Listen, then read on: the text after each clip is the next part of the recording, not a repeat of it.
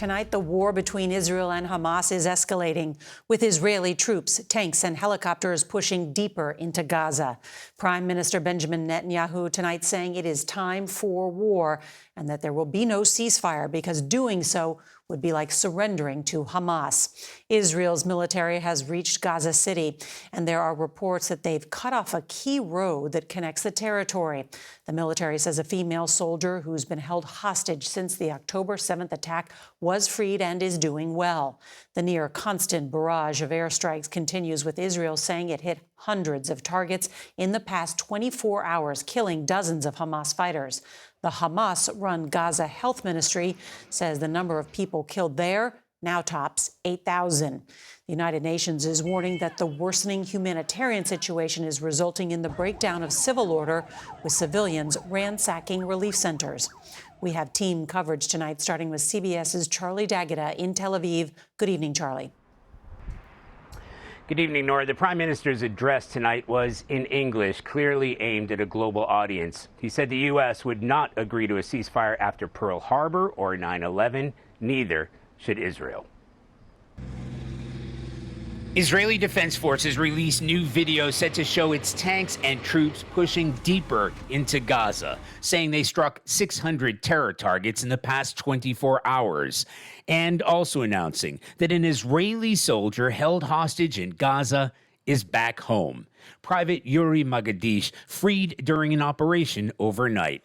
Her emotional family reunion proof that despite the risks, Prime Minister Benjamin Netanyahu said tonight, the ground incursion is working. The ground action actually creates the possibility, not the certainty, but the possibility of getting our hostages out, because Hamas will not do it unless they're under pressure. But he earlier condemned as cruel psychological propaganda. Hamas video released today apparently showing 3 Israeli women being held captive, one seen fiercely criticizing the government, officials say likely under duress. Today also brought tragic news about 23-year-old Shani Luke, the German-Israeli, one of many young people kidnapped at a music concert, later seen paraded on the back of a Hamas pickup truck. Investigators identified a piece of her skull, matching her DNA. The fate of the rest of more than 230 hostages remains in the balance as Israeli troops advance.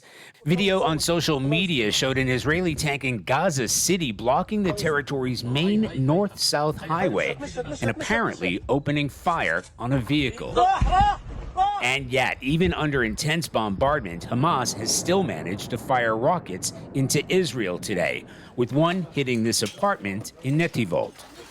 This doesn't compare to the level of destruction in Gaza, but the Israeli government says as long as Hamas is capable of launching attacks like this, the fight in Gaza will go on. With Netanyahu declaring tonight that international calls for a ceasefire are a call for Israel to surrender to Hamas, the toll is growing for those trapped inside this bloody conflict. The U.S. State Department said today that the release of the American hostages remains a top priority and that negotiations are ongoing with Qatari mediators. There are reports that a high-ranking Israeli intelligence chief is part of that.